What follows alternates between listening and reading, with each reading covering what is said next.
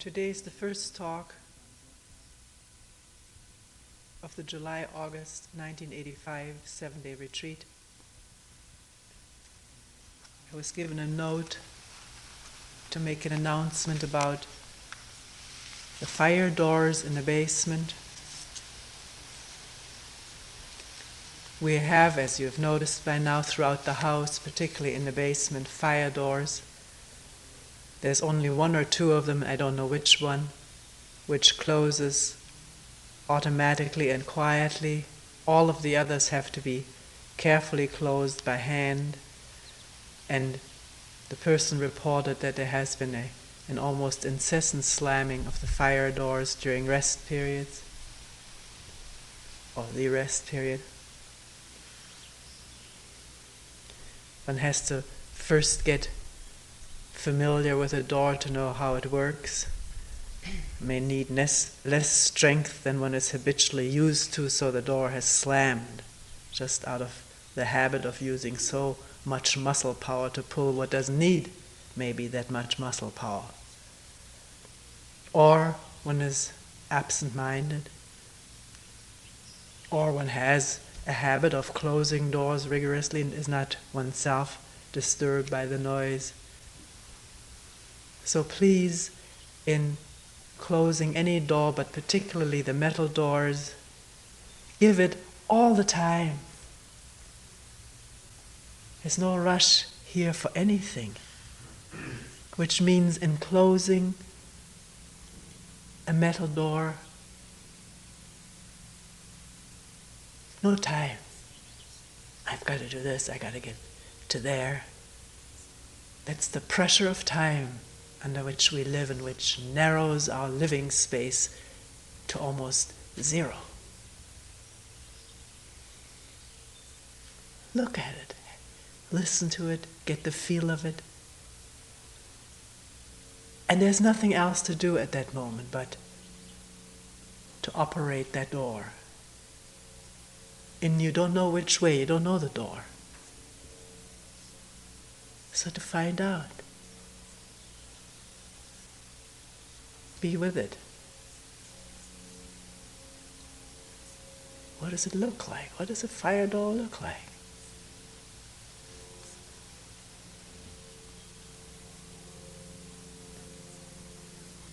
A scratch on it. If we say it's scratched, we don't see it. What does it look like, a scratch, if we don't call it a scratch?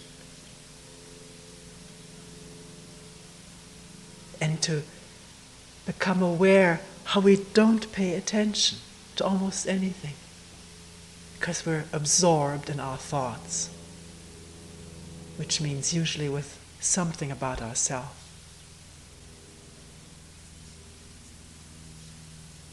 What I need to do, what I have to do, what I should do. That absorbs life energies, precious life energies.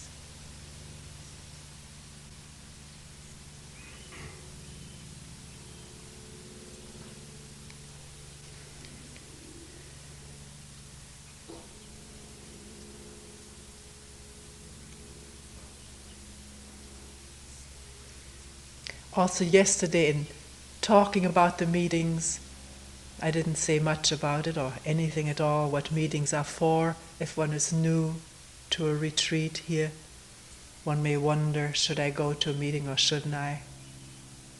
Do I have to have something crucial to say before I can go to a meeting?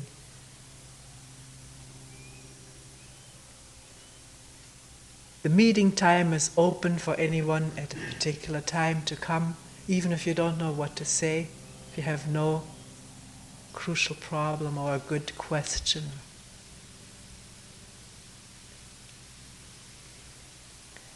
You can bring up anything or nothing.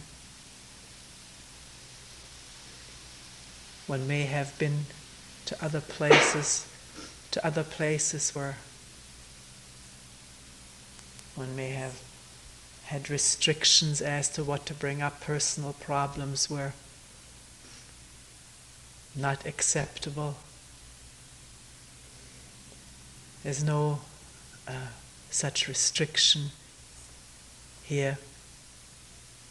A personal problem, when looked at deeply, will reveal itself to go far beyond the personal.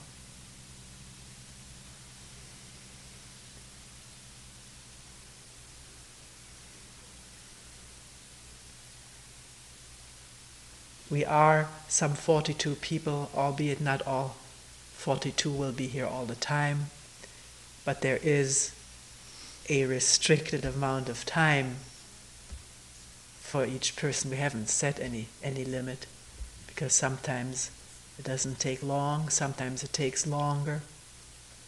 So what is brought up requires, I hope we will be able to give that necessary time and not be under any pressure, and yet to know when the meeting is finished, is over, has come to a natural end.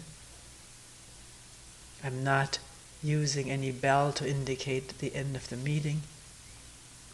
It's for both of us to take this responsibility to end the meeting so that the next person and other persons after that may also have their turn.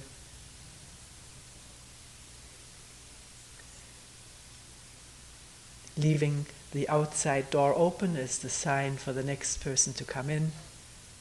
When the person coming out closes the door, there'll be some kind of a break, or else it means meeting time is over.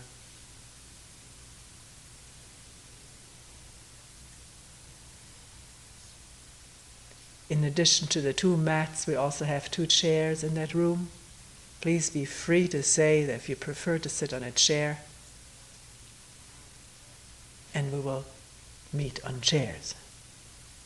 Nothing magic about these mats, particularly if one's legs are so sore. And it's quite a relief to sit for a while on a chair, for me too.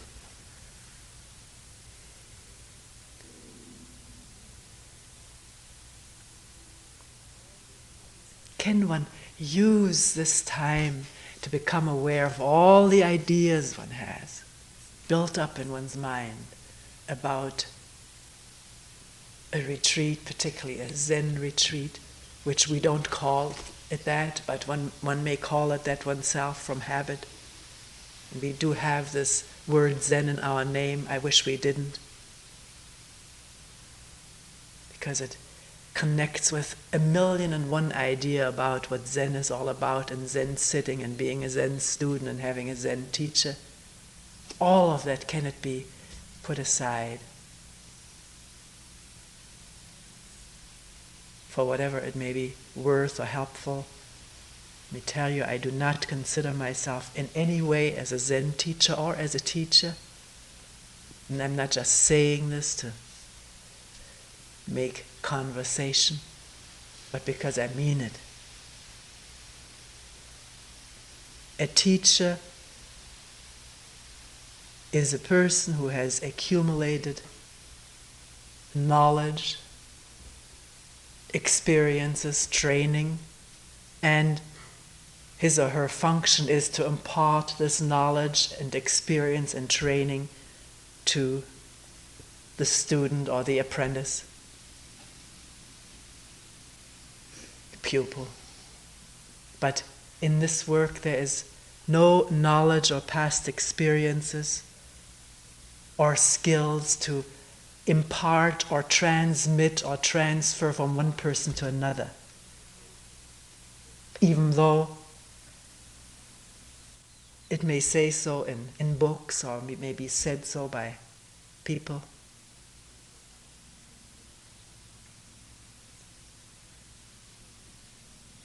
When something is pointed out, said in a talk, it is putting into words what is being looked at this instant. And we can all share and participate in this looking at something this instant. The words in which it is expressed, what is seen and looked at, are of secondary importance. They have a certain importance in communicating, but what is of vital importance is that each one of us see directly what is taking place as we're listening, as we're sitting here, open or closed. And when this seeing, this insight or looking at takes place in two people, let's say, it doesn't matter the number, then between those two people there is no division. There's no separation between me and you, because it's the same seeing, the same understanding. And such images as teacher and student become irrelevant and are seen for what they are, namely images, ideas to which one clings. Even though one may hate to be in the position of a student or a teacher, one clings to these images and they give one emotional responses. People report this to me, have reported this to me since the time I've started being in retreat with people, that sitting in that line there before a meeting, the heart, particularly the closer one's turn comes, not everybody reports it, but many people do, the closer one's turn comes, the heart pounds. There is some queasiness in the stomach, or churning in the intestines, or a headache, the desire to get out of there, which comes if one looks at it dispassionately, meaning objectively, impartially, which means not condemning it or wanting to get rid of it, but looking at it because it's happening, because it's there. It comes if one looks at it closely from having an image, a memory system of images about a situation, seeing the principal, seeing the teacher, seeing the doctor, or being called on the carpet by someone whom one now has to face. Being before an exam, the finals or the intermediates. All of which we see right now is memory, is what has taken place in the past, which has aroused anxiety, because involved in it was success and failure, punishment or reward. And this old system, which is deposited in the brain like stuff, data is deposited in a computer, it's the same process. This stuff becomes activated by the situation itself, or a thought about what I'm about to do, get into. This whole past responds. It's irrelevant to this situation, and yet it responds. And we, if we're not alert and intelligently looking at this, are totally dominated by this past input, conditioning, program, name it what you want. Can one see how we live just by an example like that? Responding in advance to a situation with past memories which has nothing to do with that past. It's a new situation.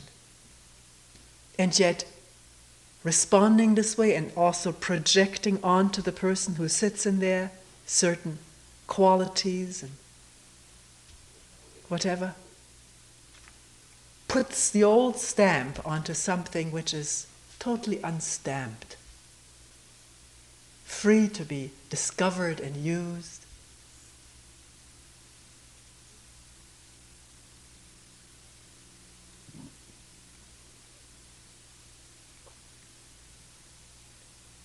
So a situation like this is ripe and full for looking, for seeing how this mind works and how it dominates. And not just dominates, but imprisons, confines, narrows our responses, our actions. And twists our perceptions, because if we are dominated by a past memory of a past experience, we can't perceive freely what is actually taking place right now.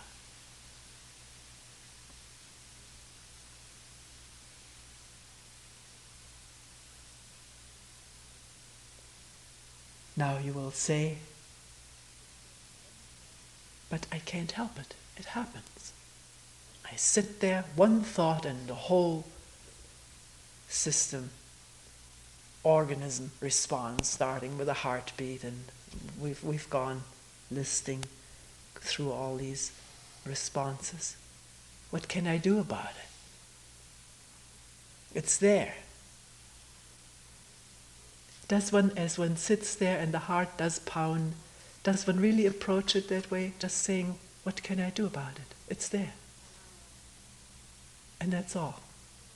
It has been triggered by a thought, by something reminiscent of an old situation. And so the conditioned response has taken place, that's all. There's space for it. There's space for everything. One doesn't get caught up in it. Things, I must fight it, I must subdue it, or overcome it. Then one gives this response extra strength. And one is in conflict and adds more physical discomfort to what's already there. Because a conflict expresses itself physically as well as psychologically. So when this happens, to see at a glance where it's coming from, what it's all about, and leave it do its own thing. Listen to it, give it the attention that one gives to everything that's happening. Not be particularly caught up in one thing. Because there's also the buzzing of the fly, the wind in the trees, maybe the ache in the knees, some footsteps. Maybe his stomach is growling and there's the breathing. And then there are the thoughts, what am I going to say? Can one see the whole thing without interference of any kind?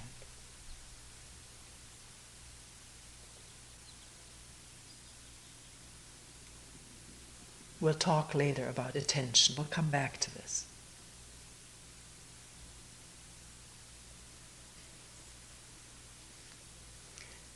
I haven't even started yet talking about listening to a talk such as this, which I usually do at the beginning of a retreat. For one thing, because there are always some new people who have never been here in this particular retreat. But not just for so-called new people. Can we all be new in listening to words which may or may not be repetitive? What is important is that the mind be not repetitive, but open.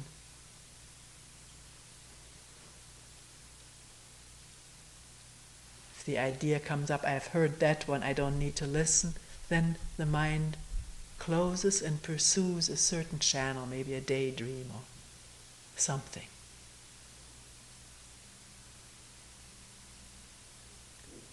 So, in listening to a talk, first of all, to find the most comfortable position possible. We have chairs.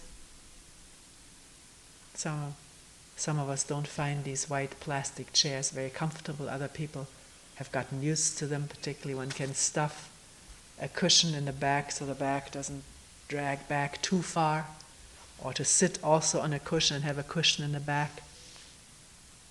Please don't feel that a chair doesn't have any place in a retreat. Some people tell me after retreat, I wanted to sit on a chair the whole time, but I was too proud to do it. I thought I have to stick this one out. It's so important to see all of these ideas And in seeing them, can they be seen for what they are, namely ideas which limit and confine one. So if you have a hard time sitting, then try a chair. Chair may not be any better, or it may be. Or try 2 different chairs. I don't know if we have a lot of selection. One day we will have some comfortable straight chairs. But there are plenty of cushions to support a knee or the seat in one way or another. Find out what is the most comfortable one, because it is easier to listen freely when the body is not in pain. When the body has a lot of pain, then that pain attracts attention and energies. Or one resists it and there's a battle going on which impedes and impacts the doors of perception.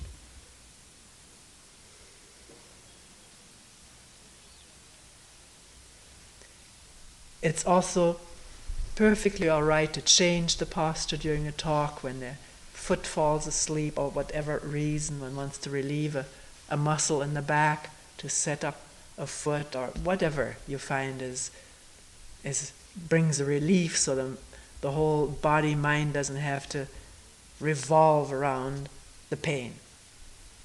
But in changing the posture, please do it quietly, attentively, so that people around one are not disturbed by it. Yet at the same time, if one sits next to a person who does change the position and one feels disturbed, can one immediately look at the nature of the disturbance? Is there just disturbance through the sound and movement? One can close one's eyes. One can't shut out the sound. Or is there also disturbance because one thinks the person shouldn't move? Why can't he or she sit still like I do? At that moment there is an inner tension and frustration set up, which generates plenty of noise. If one sees that at a glance, and it can be seen at a glance, can one drop, or can this drop on its own? Because maybe the noise of the movement of the person who changed position is already over, and one is still hanging on with one's comments or reactions to it.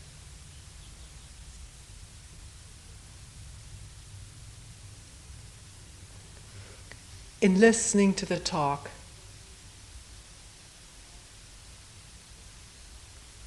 is the mind open and receptive, or is one set to compare what one hears with what one has heard other teachers say? I'm using the word teacher. I have no other word at this moment for it. Other persons say. The mind is engaged in comparison. What is being said becomes elusive, isn't listened to. Because in the foreground now of this computer brain is the comparison and the evaluation. That becomes the important thing, and not the listening to what is actually said and the looking within to what is being said may refer to within oneself.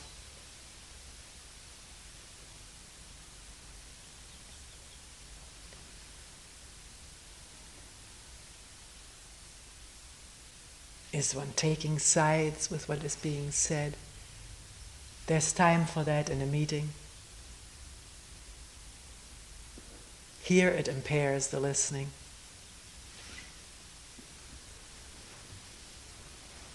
One may say, well, wait a minute, are you trying to brainwash us? You seem to advocate or ask for a sort of passive reception. Listening in the way we've talked about, with attention that is not comparative, not evaluative, is not passive. The energies are gathered in this listening.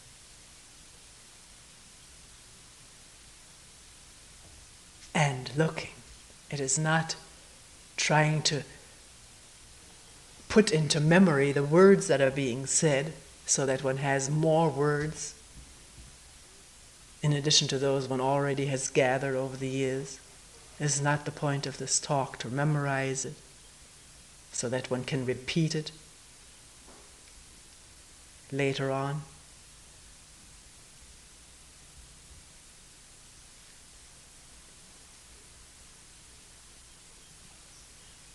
It's not to take these words as the truth, unquestioned, but to look, to listen and look.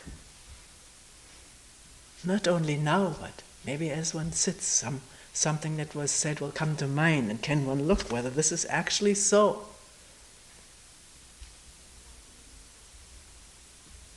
Which is action out of not knowing, out of questioning.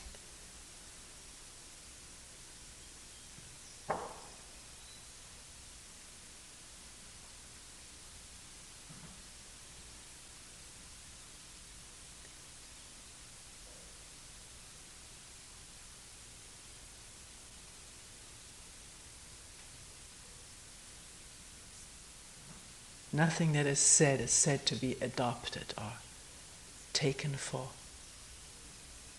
The true word, there is no true word. Words are always limited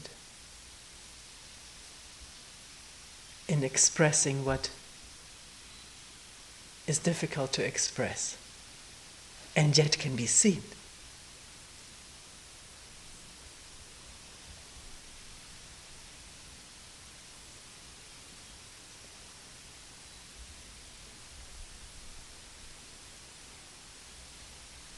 We're going to talk this morning about attention, because there is so much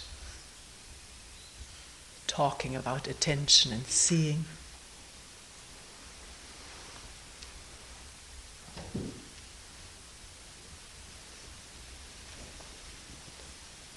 Recently, after retreat held someplace, someone wrote to me,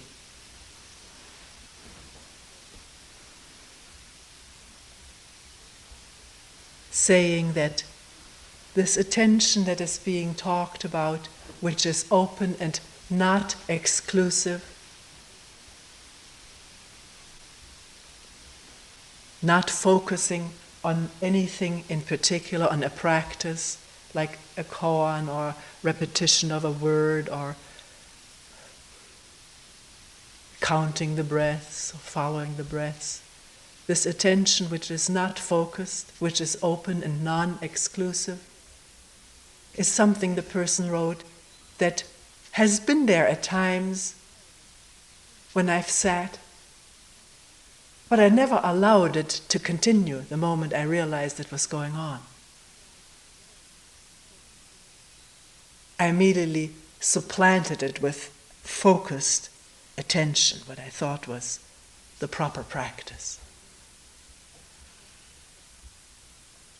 And I only realize how much repression has gone on in this focused attention or concentrated practice, that I've used that to eliminate or repress, push out of the way, exclude anything but what I consider to be my practice.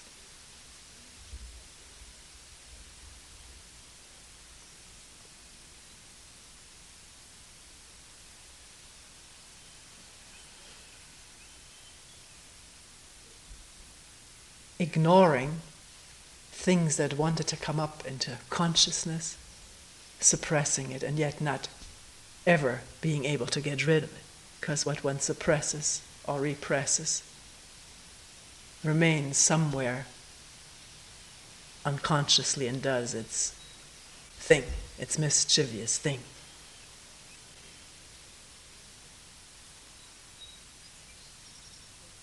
So attention is not focused concentration on something. Even though there may be awareness of the breathing, it doesn't mean one is zeroing in on this and holding on to the breathing for dear life. One can't do it anyways. The mind gets distracted so easily. There's a train of thought, a daydream, a memory. And of course the breathing goes on. It does not depend on our practice, fortunately. But there's no awareness of it. And then when one becomes aware that the mind was off on a daydream, on a memory, then there's usually blaming oneself, evaluating one's practice as poor, comparing it with that of others. When things are more advanced, and these are more trains of thought. So in sitting and listening attentively, can this attention be equal to anything that comes up? Not picky and choosy, not evaluating something as important or not important. Giving the same attention to the bird, the wind, the plane,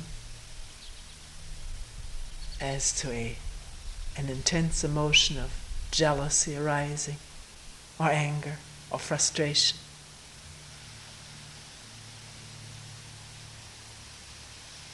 Allowing the anger to blow like the trees, with an attention that has no interference, and it does not interfere, it does not judge something as a distraction.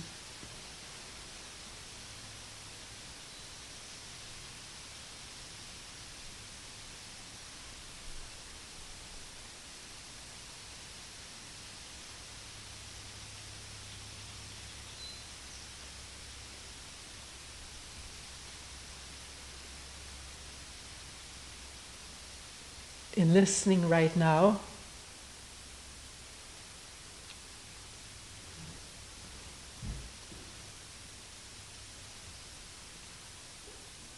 what is happening in the mind?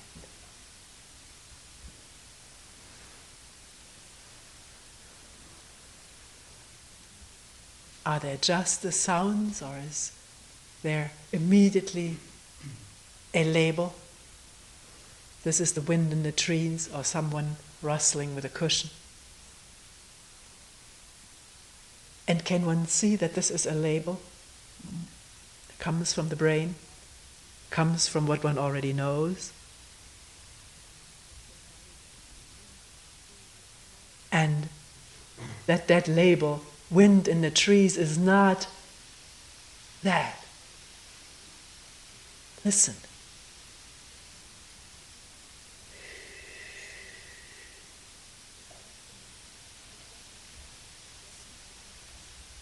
That in itself, is that a thought? Is that an idea? Or a word? Or is the word wind in the trees something extra, furnished by the memory bank of the brain?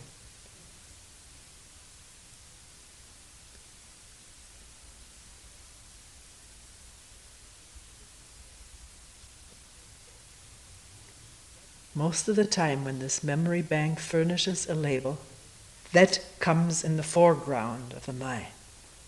The label, wind in the trees, one has that concept, one has a memory of it, one has a memory of what it looks like, how it has been in the past, and one becomes occupied with this movie or this past tape.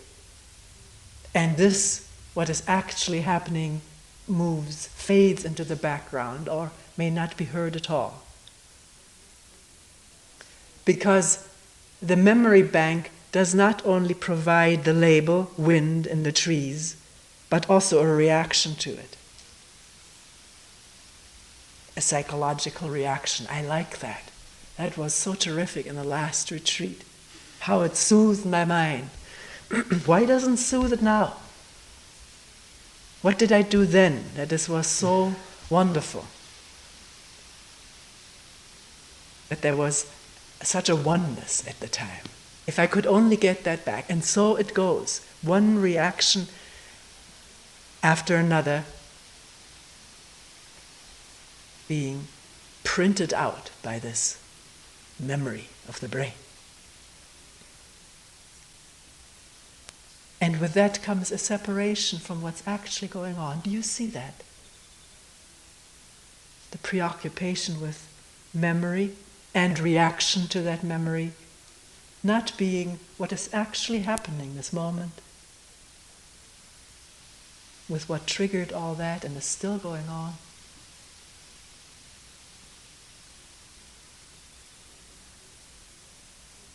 And does one see that the memory and the reaction is not the actual occurrence? There's something entirely different, something produced in the brain. That sound out there is not produced by the brain. It's there. As it is. Can one listen to it without knowing what it is?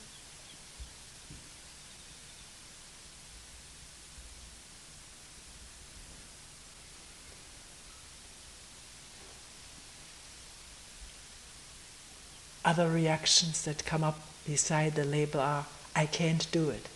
Maybe others can, but I can't do it. It's impossible for me. Or maybe it's impossible in general. The words, they're too fast. So again, preoccupation with one's reactions about oneself, one's possibilities or impossibilities. Or else maybe the idea arises, I must aim for that. I must devote my practice to achieving in the future this kind of attention in which there's no division, which she's talking about. I don't have it now, and I can't have it now for some reason. I'm not ready for it. But if I work hard enough, I will get it in the future. A very deeply imprinted pattern in the mind. If I work hard at it, I will be successful in the future. Which postpones and blocks out listening now. You can never listen to this in the future. That's thought and postponement.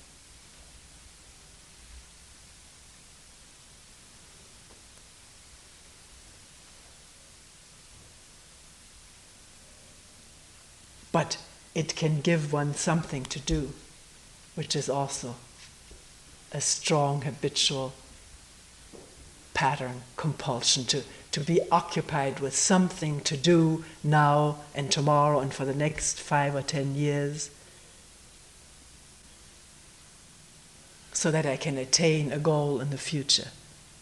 It's a very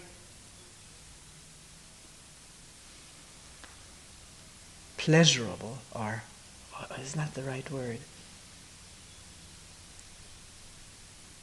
satisfactory solution, we think, to our problems today, to work hard to solve them in the future. And it alleviates us from looking at the problem now, the division, the concern with my success, my failure, my fear of being a failure due to comparisons, my feelings of inadequacy and insufficiency right now. I can postpone looking at all this if I have a program, a system in which I can work for a future success, a future attainment. Do you see that? Gives us something to put our teeth into. Right now, to be aware of what's going on. It seems so uninspiring. It's also what somebody recently told me after a talk on the self, which we explored all the aspects of this feeling of me and self. The person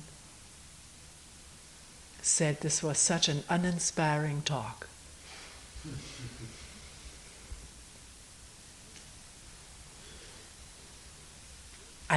I know that. I know that I'm selfish and I don't want to hear it anymore. I've been through it, I've gone over it, why paw over it again? But see, that's thinking about it. If you really look, if you really see a self-image as an image, and how one clings to an image and thinks this is me, if that's really seen, it's tremendous relief. Because you're not deceived, taken in by something as being real, what is only an image. And you see the power it has. If you really see that, it's an incredible freedom. So what is uninspiring is to think about oneself as being selfish, but to see selfishness in action. That is a genuine insight. One doesn't have to put it into words. It's right, so plainly obvious. And one is also relieved of projecting selfishness onto everybody else, because everybody else is always a little bit more selfish than I am. They're always interested in mine. And that bothers one, and then one wants to do something about this, point this out to people. All this energy put into what one sees and wants to correct in others, which is expended if one doesn't see it in oneself. If one sees it in oneself and is free of it, then one's relationship with the so-called others takes a radical turn.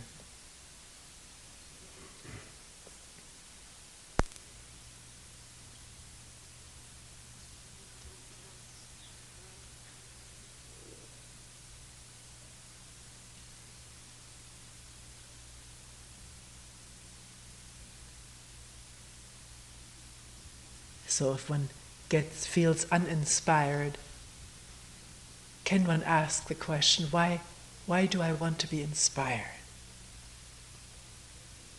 Which we do. We want to be inspired, which is away from facing the ugliness, messiness within ourselves. I'm not using ugliness and messiness as evaluative terms. They may have that connotation. I mean it factually. Actually.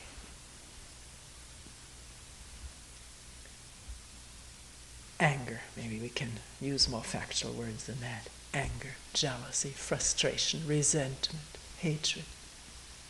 To see that in a human being.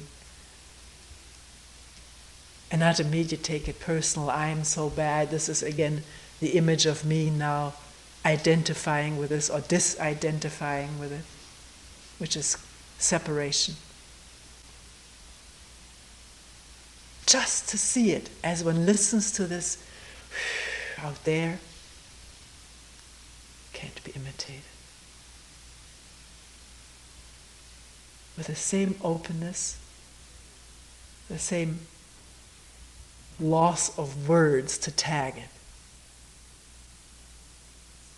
but to let it reveal itself, open up, show itself within a mind that does not close in with judgment. Is that possible?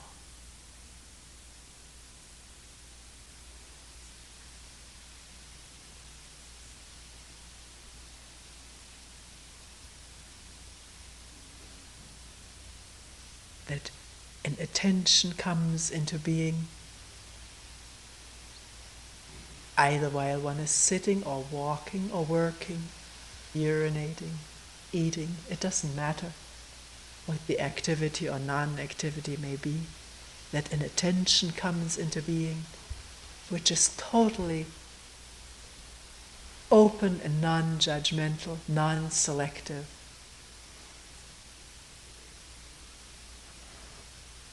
Non-personal.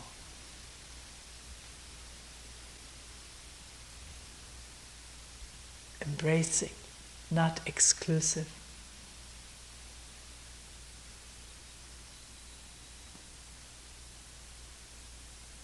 Which means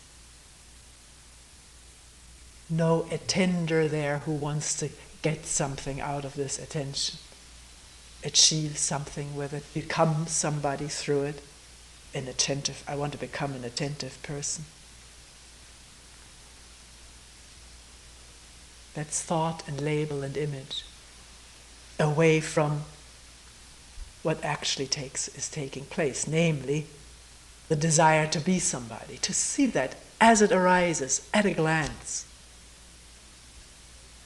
and be free of it, so that the attention can be open again, and not localized and narrowed down through this attender or this wanter of attention.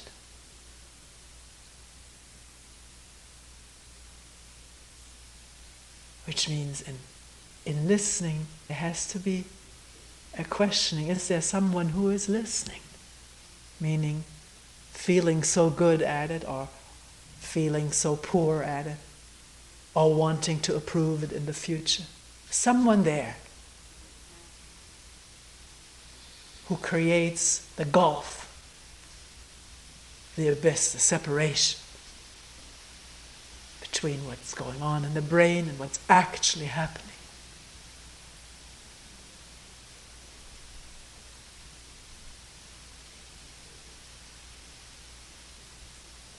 Can one sit without a sitter? Not that this isn't there, this is there, this is whatever it is, but this feeling, I'm sitting, as something extra, something separate. Do you see that? The instant you say, I'm sitting now, I'm attending a retreat. What is this I am attending? What is that? Of course it's a thought. That's clear. But no, it isn't so clear. We think it's real. I'm really here. This is here. But the idea I am here and I'm going to do something and accomplish something, that's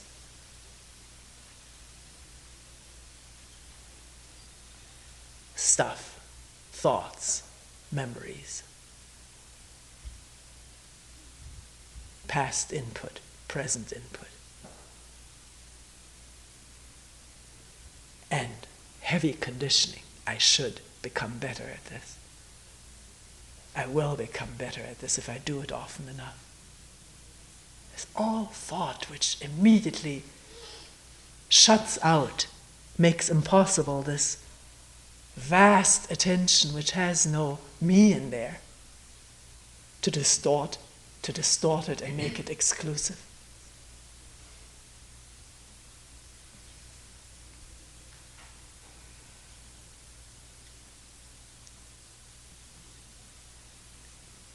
But if this self-image, in this case as a sitter or as an attender, if that's seen as an image, it has no power. And one just sees that. That's what goes on, and not fall for it. Because it's so clear that with that image arises the separation that divides all human beings from themselves and from each other. I am this and you're that.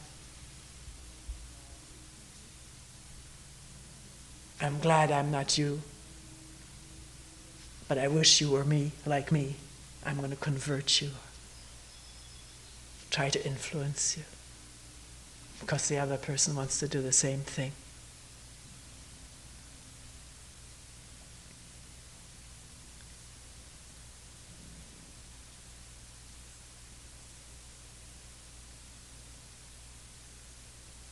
But before settling division in the world, can division in oneself be exposed, completely exposed, in the light of attention?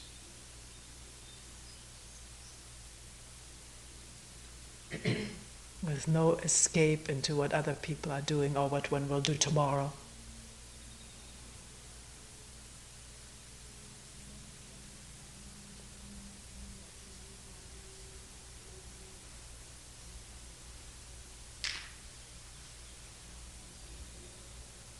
No fear of what will reveal itself, but to face it as it comes up, then there's no fear.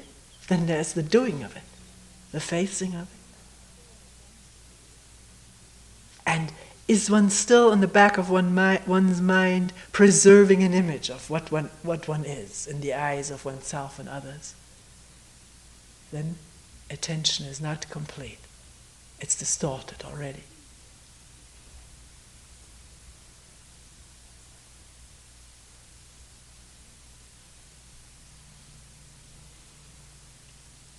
So just as in closing a metal door, one has to see the whole thing and be the whole thing. The whole thing being everything that comes up. Maybe that door has closed very quietly for the first time. Isn't there immediately feeling, now I've brought it off. I've really done it. I hope somebody noticed how quietly I closed that door. It may be a little shades of variation. Is one there as a door closer, as a silent, accomplished door closer? Or can one see it if it comes up and immediately let this thing fizzle out? If this happens every time an image comes up, one may find, what am I when I have no images? A real fear and anxiety may come up. Maybe we'll talk about that some other time. But doesn't mean you have to wait and observing it until we talk about it.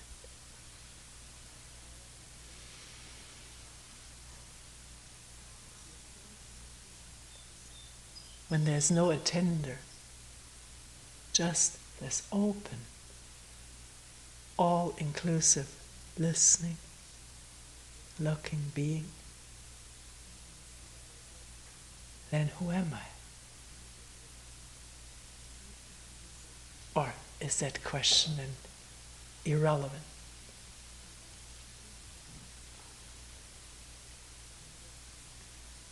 It's not irrelevant if I want to be somebody, then it's very irrelevant.